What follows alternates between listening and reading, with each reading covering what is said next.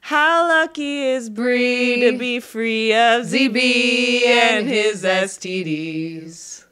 Oh, how lucky is Bree to be free from ZB and his STDs. Listen, I just want to start this podcast out by saying I saw the downfall of Brianna ChickenFry. That girl was liked by everybody. She was happy, thriving, brilliant, funny, smart, successful, and started dating this man that everyone loves, and everyone watched her just plummet into oblivion, and we will get into it. But first, let's cheers for episode 42 of the Bad Therapy Podcast. Cheers to fucking the downfall of men like Bryan and every other narcissist that ever lived. Cheers. Tink.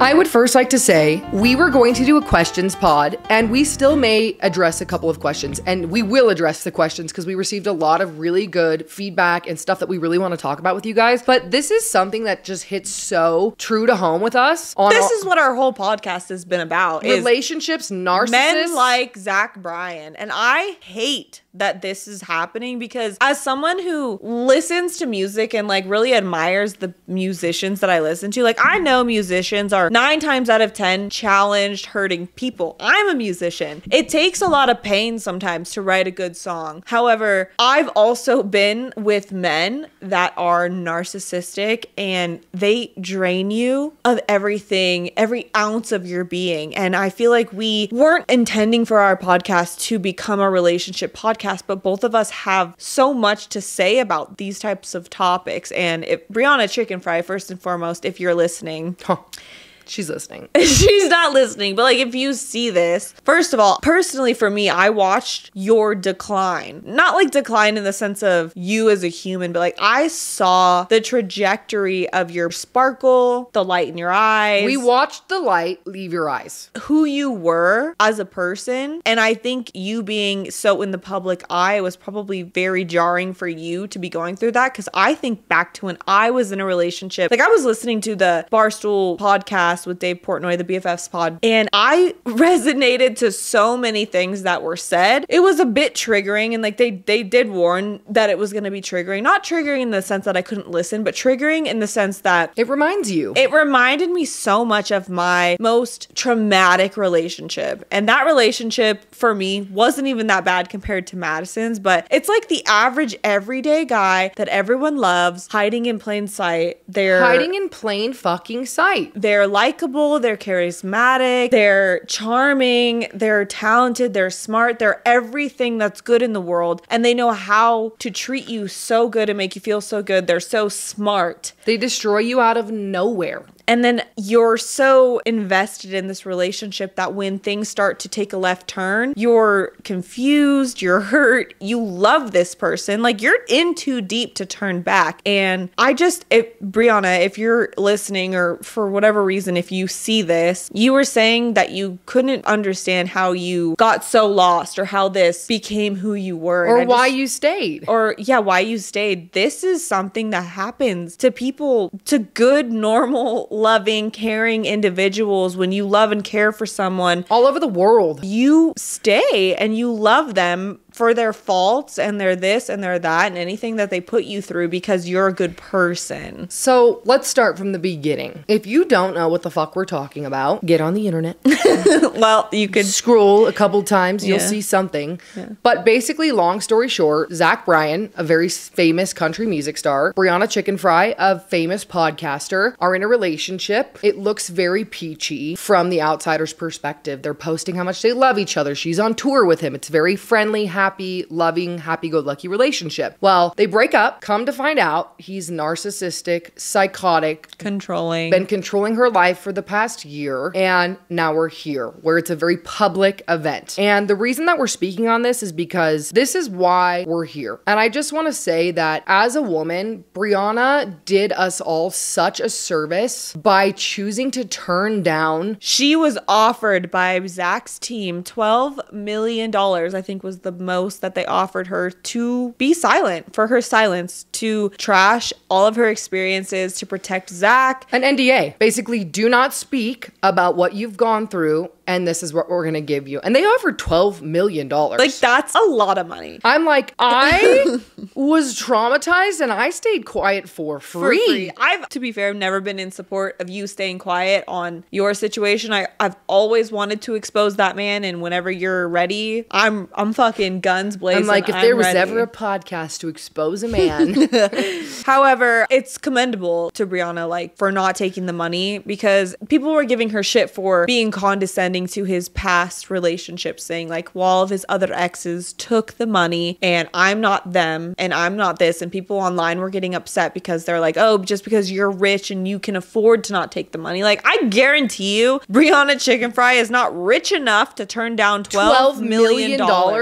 This is a moral thing at this point. And like, anyone that's been through emotional abuse, narcissistic abuse, will understand the feeling of being silenced. Like, it is so hard to explain to somebody that doesn't get it, but like, it is so hard to be in a relationship with a narcissist, because the narcissist is only narcissistic to you. Nobody else around you usually gets to see it. Your friends see it. People really close to you see these outbursts and these really toxic situations, but the majority of people that they care about their image and how they're perceived, they look like the knight in shining armor. Charming, charismatic. Everyone's like, what are you talking about? There's no way that this person did these things, which is exactly why she was offered an NDA, because he has a very public persona of the person that he is. He's very famous. He's very charming. He's very country. He's very blue collar, like the guy that you would want to be with. He's the guy. And he wanted to take away her voice. And I think the reason that we're here talking about this today is for all the women. Everybody has one. If you haven't had it yet, buckle up, my girl.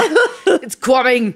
Or maybe it's not. I hope not. But yeah, everybody has one person who teaches them a lesson. And her coming forward and saying, I don't want your blood money. Instead, I want to put my story on the front page and let all the women know who have suffered that they do not have to suffer in silence, because everybody goes through something like this. And I just want to say, if you've ever felt stupid for staying in a relationship where you shouldn't have stayed, or for being with someone who treated you like shit, you are not the first person and you will not be the last person to do that, because when you love somebody, especially as someone who would put their life on the line for the person that they love, you will tolerate pretty much any form of treatment from that person just to continue to love them. Another thing, yes, I 100% agree with you. I think it is so hard because, again, anybody that hasn't been in a relationship with somebody who is manipulative and condescending and making you feel like you're the problem all of the time, having outbursts, temper tantrums, whatever the fuck I've heard about the Zach Bryan and Brianna ChickenFry situation, it reminds me so much of one of my last relationships. And the reason that Allie and I seem so triggered tonight and so passionate about this topic is because we've both been through it. And to watch somebody who, you look at their relationship online and you look at their life, right? Their life is very glamorous. They're famous, they're rich, they're everything that you would ever want to be. And you would never expect it to be something, famous people do not make this shit public. You don't ever hear, this guy emotionally abused me. And I think that's the reason it continues on, because nobody ever speaks up about it. Nobody ever speaks up about what they've gone through, because they make you sign NDAs, or the trauma that you've been through makes you feel so insecure that you feel like you have to be quiet about it. Listening to the situation between Zach Bryan and Brianna brought up so many old emotions between an old relationship that I was in. Like, specifically, she told a story about, it was her birthday and he was on tour and he made a big deal about wanting, you know, he got her and her family a house and he made a big deal about wanting to be there. And then he kept like kind of shoving it in her face, like, oh, well, I'm coming to your birthday. And like, oh, and she's like, well, you know what? If it's too big of a deal, like, then don't come, because she knew it was going to ruin the night because she knew him well enough. And sure enough, he came, he ruined the night. And it's theorized that that is the night that Grace and him had their official falling out, where Grace was like, I do not fuck with this person. The story that she told on the BFFs podcast made it seem like, why would she? But here's the story that was just reminded to me. I don't know if it was like a TikTok or what it was, but a couple months ago, there was this huge outbreak on social media because Zach Bryan got arrested. He was yelling at the cop. The cop's body cam footage was released. And I remember, because obviously Zach Bryan is this sweet, singy, songy musician who everyone cherishes his music because it really like digs deep. And musicians, troubled musicians, tend to have music that is very deep. He's obviously a very emotional and deep person. I'm not saying that's a good or a bad thing, but I remember seeing this come out on social media and I remember being surprised. Like, this guy, he's Zach Bryan. You wouldn't believe it. Not him. He looks like this big teddy bear type guy. Like, he seems so sweet. His songs seem like he's had his heart broken and like he's this and he's that. And I'm watching these videos of him being a psycho, being condescending, being angry, irate, like quite frankly, throwing a temper tantrum to this police officer who's calm. And like, I get it. Cops can be frustrating. And in my head, I was thinking, well, maybe in that moment, because he is Zach Bryan and he is such a good dude and he's so innocent, he's mad that this cop is giving him such a hard time. Like, don't you know who I am? Isn't it funny? We always give those people the benefit of the doubt. The benefit of the doubt. Looking back, and I had forgotten that happened. Looking back on that, I remember Brianna ChickenFry. Sorry, Brianna. I don't know if you want to be called Brianna ChickenFry. LaPaglia. I don't know how to pronounce your last name, so I'm just going to refer to you as Brianna ChickenFry. Brie. I remember her defending him to the public. And then there was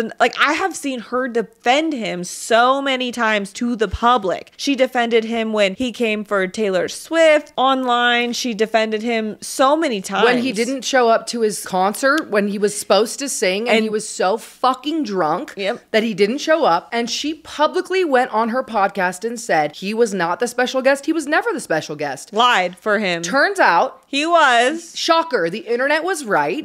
He was the special guest. She covered him because she cared about him and loved him. And he manipulated her into believing that if she did not cover for him and if she did not present herself as this person, she was the bad person. He wasn't in the wrong for getting so drunk that he couldn't show up to the concert. She was the one who had to cover his ass. And I think that's the point to what a narcissistic person will do to you. They will make you change who you are, change your values, because she's not the type of person that would have gone, she's on a gossip podcast. Do you know how many times she didn't gossip, didn't talk about what her fans wanted to hear to cover his ass? Do you know how long she went on tour to support him? And then, God forbid, she tries to take her own life back for 2 months to go on her own tour, and he breaks up with her over text, gets on Raya the same night, posts a picture on Instagram the next day. Me and Brianna have broken up, makes it very public, makes it impossible for her to create her own narrative, and then decides to ask to pay her off so she can't speak about it. Well, and she said, like, in the beginning of their relationship, the first time he tried to pull something like this, she broke up with him because she was still herself. She still had her confidence. She still had her sense of self.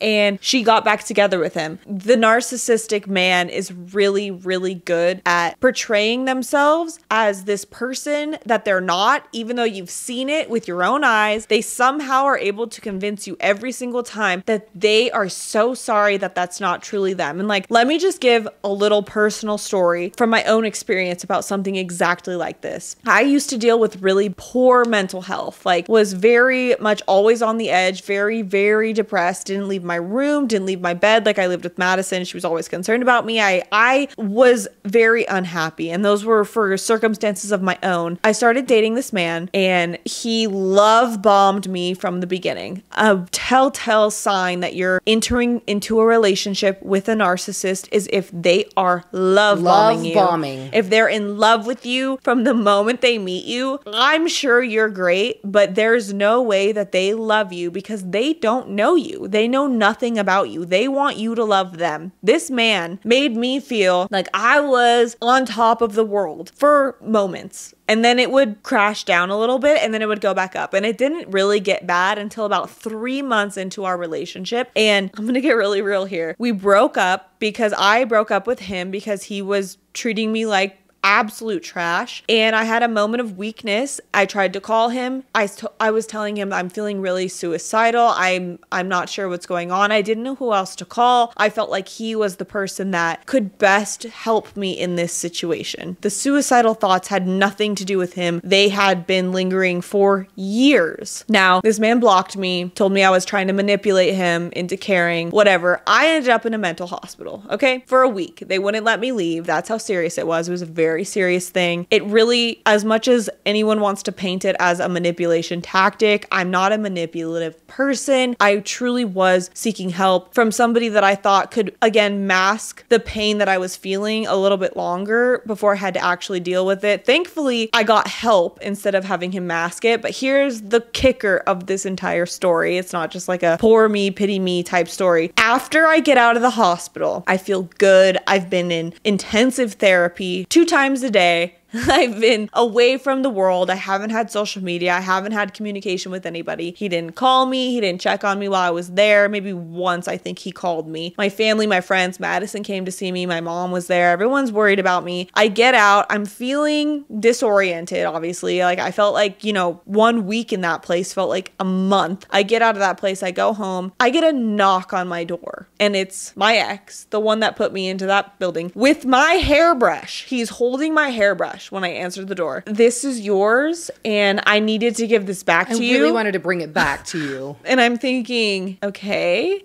And then he bursts into tears, starts sobbing. I invite him in because I still love and care for this person. Like, obviously, I blame myself, or I used to blame myself for allowing this to go on to the extent that it did. It's something that they do to you, dude. They prey on the people that the things about you that you need, and they see it and they jump on it. And he's crying in my arms saying he needs to go to therapy. He wants to change. He's so sorry, all of these things. And me being the empathetic, forgiving, loving, caring person, looking down at this person that I love and care for, despite everything they've put me through and everything I've seen with my own eyes. And I'm like, okay, I'll help you. I'm here for you. And without getting more into detail about that situation, because good Lord, it went on way longer than it should have. I kept going back and I kept going back. They always do though. It always goes on longer than it should. But like I would have not gone back to him. If he didn't show up.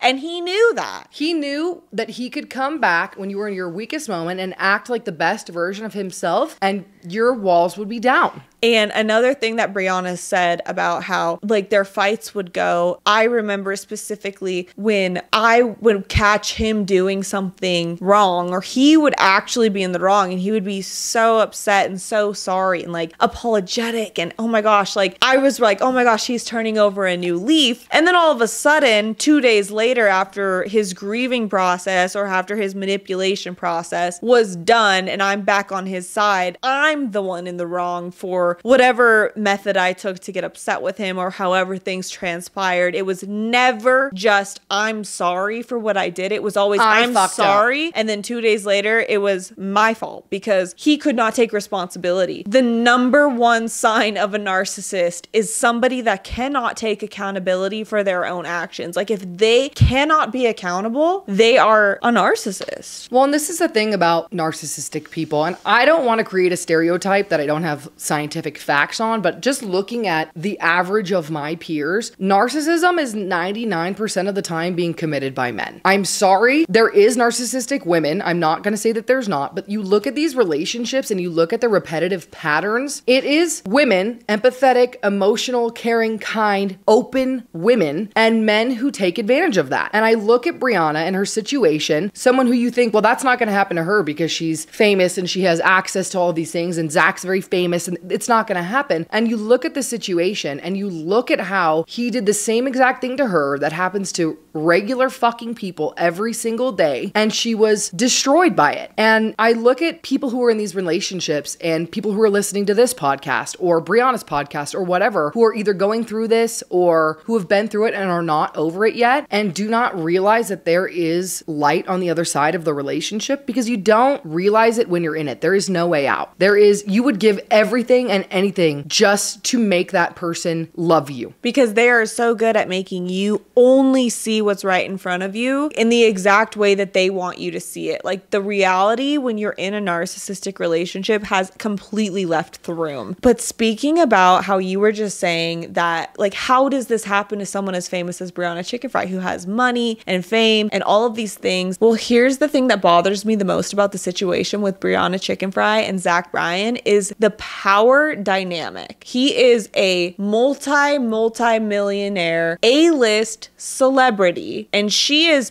famous for sure. A lot of people know who she is. She's not a fucking A-list celebrity. Not at all. No. He has this immediate power control dynamic over her because he is Zach Bryan, and she is comparatively to him in his head nothing. Irrelevant. And I can't even imagine, because when I went through this, my ex, they are a well-known family. They had money. They had this. They had that. I couldn't even imagine going through something like that with someone with the amount of money, the amount of power, and the amount of influence as somebody like an A-list celebrity like Zach Bryan. I think he was playing with fire trying to date a really famous influencer. Before Brianna, he had only ever dated, you know, regular girls. And like, he paid them all off too. like, because what are you gonna say if you're just like, you're not an influencer? You don't have a platform. You don't have a platform to, like, what are you gonna spill your tea to, like, the 8 followers that you have? Well, and it's so funny to hear about, like, how she said the women before him had been paid off and she knew about this, but she kind of, like, I don't want to say turned a blind eye to it, but maybe thought that she was exempt from the situation. And it's so relevant to me because the town that I live in is very small, and the ex, who was very extremely, not just emotionally, but physically abusive with me, dates women that I know, that I see in my circle, and young women. I'm talking 12 years his fucking junior. They're naive. They don't have any experience, because that's the only type of woman that would put up with his behavior. That wouldn't recognize it immediately. And so I watched this. Disgusting. I watched this man prey on these younger women, and I have made an effort to reach out to them when I see this happening and say, hey, just so you know, this is who he is. This is what's gonna happen. They never fucking listen. Well, the crazy thing, Madison, which I've tried to tell Madison this, but like these type of men, he's covered his bases before you even know about these girls. She already thinks I'm crazy, psychotic, delusional. He's got his story so straight. Like he preys on young women. Like young women are gonna believe everything they're told by a attractive, charismatic, loving, genuine man. You can't see my air quotes if you're listening to the podcast, but he is so good at lying and deceiving and making it seem like he's so genuine. And that's the thing that boggles me, is because now that I'm so far out of it, I don't get it. I don't get why you wouldn't listen or see the, like, genuine facts in front of your face. Especially that early on. Like, look at the fucking facts. And this, Brianna said the same thing. She saw red flags. She was concerned. She loved him. It's hard for me to judge, though. Oh my God, if I had a fucking nickel. A nickel. For the amount of red flags I've overlooked that could have saved me so much time and pain. And here's my theory on that, because as much as we want to beat ourselves up for staying and not seeing the red flags, it happens so fast. And when you are a loving, caring person, and when you actually love and care for someone, and when someone makes you feel like you're loved and cared for, it's really easy to overlook things that you don't think are a big deal. And sometimes it takes, like Brianna ChickenFry, for example. I know that she's been in a few relationships prior to Zach Bryan. I think they were pretty healthy relationships, and she's very lucky for that. This was her one. Like you said, everyone has their one. Everyone has one. She'll never look at these red flags again. Like, well, it's not a big deal. It's a blessing. And that's the thing that I took out of my abusive relationship. I could have held on to that and been bitter, and I was for a long fucking time. So don't beat yourself up if you feel guilty for staying, for one, because that's something I heard her say over and over and over again. This is partially my fault. I shouldn't have stayed. We've all felt that way. I've said it. We've all felt like it's our fault that we stayed. I used to feel that way. I cried every single day in my toxic, abusive, narcissistic relationship every day.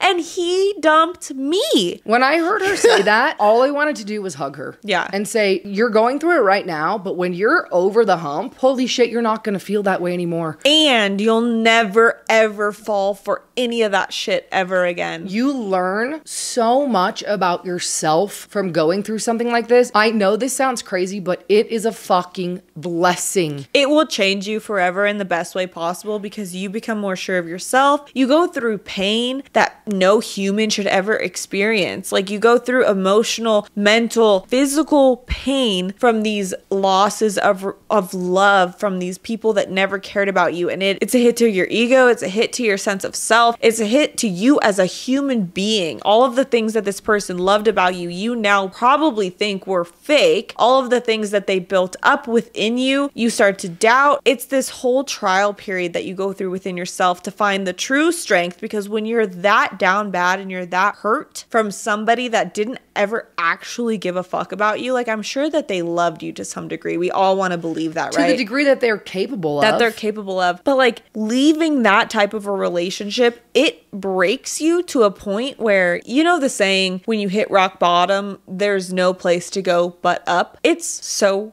fucking true. Like, when they beat you down to a fucking pulp, like, the pain, I couldn't even breathe when I was going through this myself. I felt like air didn't help me. I felt like I wanted to smash my head through a wall at times. Anything to alleviate the intense emotions that you're experiencing. It was so intense because you're so trapped inside of this vicious cycle of abuse. And it is abuse. It's abuse to a human being, to the point where you are so convinced, because they have convinced you that they treat you well and that you're the problem and all of this and that, but your brain and your gut and your heart and everything that you know, because you're smart and it's not your first day on earth, you know that it's not you, but they are so good at making it feel like you're the problem. Well, they make you hate all of the best things about yourself, because the best things about yourself are the reason that you would leave them. The good things about you are the reason that you would not want to stay with someone who treated you like that. And they want to make sure that that is so squashed, so invisible, that you don't even see that part of yourself. That you're a shell of a human by the time they get out. And it's funny because all of the things that they hate about you and that they make you hate about yourself, all of the good things, those are the things that they wanted in the beginning. And it's so confusing because it's like they saw you as this confident, strong, beautiful, gorgeous, amazing woman. And then once they get you, they start to diminish all of these things that they once liked about you, and you want to make them happy because at this point they've love bombed you to the point of no return, and you would do anything to keep the peace in the relationship because they're so erratic and so irrational that it's so up and down, it's so back and forth. You never know when's going to be a good day or a bad day, and it's so confusing. You're walking on eggshells. Yeah. And this is such a good example because Brianna was like, I wore this dress to the Golden Globes that I really liked. He really liked. He posted me on his story. He said I was beautiful. There was this huge controversy on Instagram, and I remember when this happened because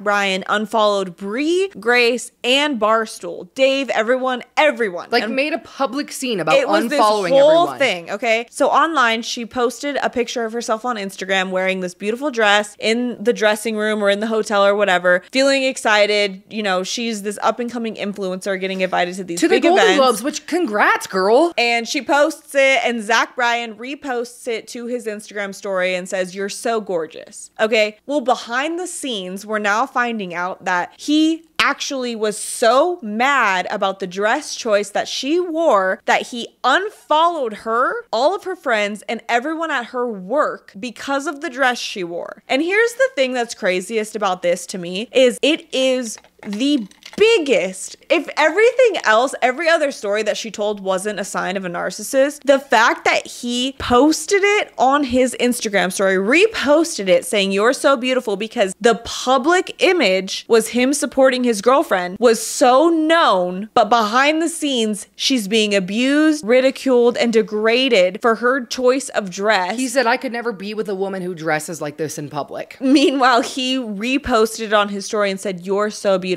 Bitch, if you were so upset about the dress, why would you do that? I'll tell you why you did that, because you're more concerned about your public image and how your relationship looks and how you look as a man, because here's the thing about narcissists. They're so smart and they know that if they make themselves look a certain type of way, then everyone will see right through them. So when you're a true narcissist, you're going to make yourself look as good as you can to avoid anyone having any speculation of your neurotic, crazy, irrational thoughts and views and opinions and actions towards the people in your life. That way, when everyone came back and said, why did you unfollow her on Instagram? Why was this such a big deal? Why were you calling her a slut? He's like, I reposted it. it looked good like on paper. I thought exactly. Like it's so well thought out because they're methodical. The scariest thing about a narcissistic person is they are actually so intelligent. So intelligent to the point where they're able to think 3 steps ahead of how to manipulate not only you, because they've got you in the bag, but how to manipulate everybody around you, everybody that could perceive you or your relationship. They know how it looks and they know exactly how to make it look a certain type of way so that their hands are clean. And it's sociopathic. And that is the biggest fucking problem with these people, is that you cannot see a sociopath for who they are until it's too late. And a sociopath is someone who does not feel emotions the way that we do. And on a side note, I would just like to say it's fucking shocking to me how many stories you hear of people like this. I cannot believe how many people exist on this earth and treat other people on this earth the way that these sociopaths and narcissists do and get away with it. I feel like this is the beginning of a fucking outrage of women, men, I don't care who you are or what you've been through. If you have been through something like this, it is time to come forward. It is time to fight back against people who act like this and fucking extort them, out them. They do not deserve to live on this planet Earth and continue to treat people. They're just gonna hurt somebody else. If you don't say something, if you don't do something to the person who treated you the way that they did, the next person's gonna suffer. Maybe the next person won't listen, but at least you did your fucking due diligence and you did your duty to other women, other men, whoever's been suffering by telling your story. And I just wanna say, Brianna ChickenFry, thank you so much for coming forward and making other women who have been abused feel like they do not have to hide in shame and in silence for what they have been through. Because we are so terrified to come forward, because we are so terrified what our abusers are going to do to us. But the fact that someone could turn down $12 million just so that she could share her story and help other women, thank you so fucking much. And Zach Bryan, you fucking suck. And all of the men that respect you and worship you, you fucking suck too. Accusations from narcissists are actually confessions, because somebody who is blaming you and accusing you of something that you haven't done is only confessing their own guilt. Period, period, period, period. Look at Madison only speaking hard facts on this podcast. I'm not gonna lie, we're gonna get fucking for real for a second, since we've already been for real since this since the day we started since we started rapping. The relationship that I went through, it ruined me. It destroyed me. It changed me as a person. And we want to talk about how all the change was good and hopeful, and there's so much good that comes out of it, which is true. But putting myself back in that mindset, back where I was, I'm surprised that I made it out. There was days, and I'm a strong fucking person. I don't know how many times I'm gonna say that. I'm strong as fuck. You are strong. You're strong. I can't imagine somebody who didn't have the mental strength that I was born with, honestly, going through what I went through with somebody who was Zach Bryan on fucking steroids. Mm-hmm. Somebody who just was so manipulative, so evil to their core. There was no good inside this person. I'm talking like Jeffrey Dahmer status, would go around murdering people if they could. To go through something that's so traumatizing and so fucked up, and to come out of it and realize that there's so much more on the other side. Sometimes when I look back at that person and that relationship, it's hard to realize that that's me and that's what I went through, because it doesn't feel like you. You disassociate. You can't associate with the person you were at that time because you couldn't get through that. And like, you weren't you at that time. You were a shell of you. You were still the same person deep down, but when you're so far into the manipulation and the Stockholm syndrome, quite frankly, of a toxic, abusive relationship, you lose sight of everything that you know and every instinct that you have. Like, it's there, but it's not really there because you are so convinced that the person that you're with is right. And I don't know how they do it. I know it sounds fucking bonkers to anybody that hasn't actually been there. To anyone that's been there, you understand exactly what we're talking about. But to somebody that hasn't experienced it, like, I'm really, really glad you haven't. And I hope you never ever have to understand. But just know that it is a very real situation. Like the smartest, like you guys have listened to Madison talk on this podcast for 42 episodes. Could you ever imagine this woman being somebody that would let a man not only just tell her what to do, but beat her and for her to stay? I'm like, couldn't be me. Even me to this day, I have a hard time seeing that happen. But because I knew you at the time, like we're now 27, 26, we're grown. You were a child. You were dealing with your own shit. Like you were young, impressionable. Yes, you were smart. Yes, you were strong. Yes, you were all of these things. But I think like even if you are an adult, when your first experience with a narcissist happens, until you experience what it feels like to experience narcissistic abuse, you're not going to recognize it because what's the term? Like I assume all people are good at heart because why would someone just lie straight to my face? This is what I was saying earlier. It's kind of hard to imagine that there's so many people out there that would do this. Mm-hmm. And you won't know until you know. It doesn't matter if you're 57 years old. If you haven't gone through it yet and you've never met somebody, you've never had the misfortune to cross paths with somebody like that, you might meet somebody who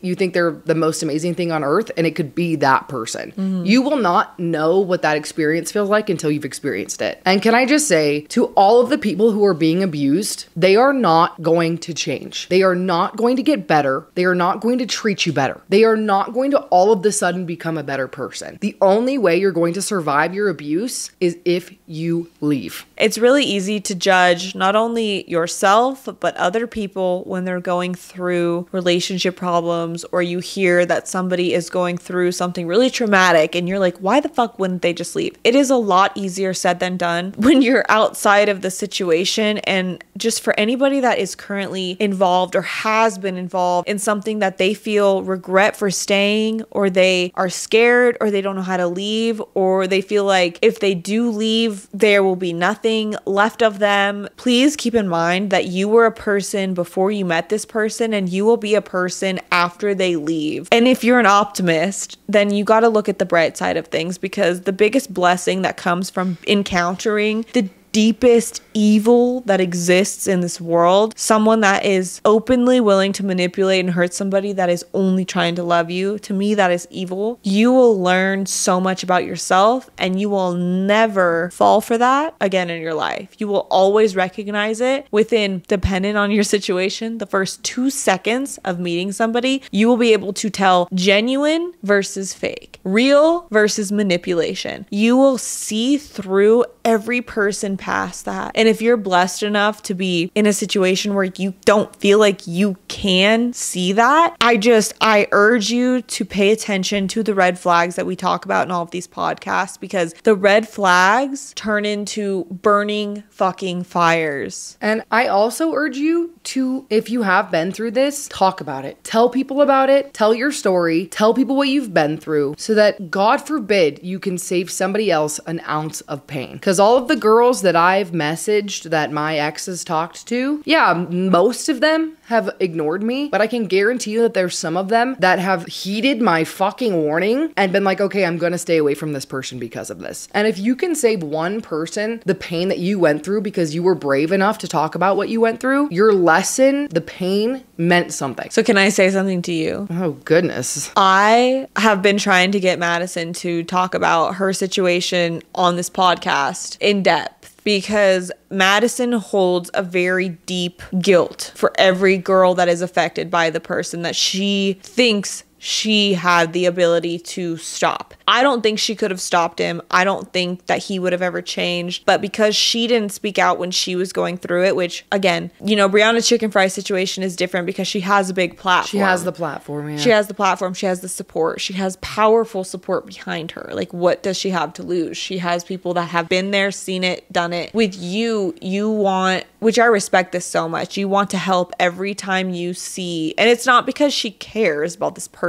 It's not. And I think that maybe in these women's minds, they think that you're just mad because it's your ex. I'm still caught up like in the situation. And unfortunately, I can see why they might think that, because at the same time, he's probably telling them that you are the crazy ex. Makes you are them this, think you are that. that. Madison, Absolutely. my thing is, you're not ever going to be able to help these people. I know you want to, and I know that it eats you alive knowing that you maybe could have done something, but you don't actually know that you could have done anything to protect these other women. And you've done your due diligence by reaching out to them and telling them, hey, this is who this person is, be careful. And then 2 weeks later, they block you and they're with this man. That is not on you. For sure. And he's never going to change. And he preys on people 10, 11, 12 years younger than him for a fucking reason. The only way to end a person like that is to publicly destroy them. The world know, because once the world knows, what are they going to think? You're lying because you're the crazy ex? I think the fuck not. And that's definitely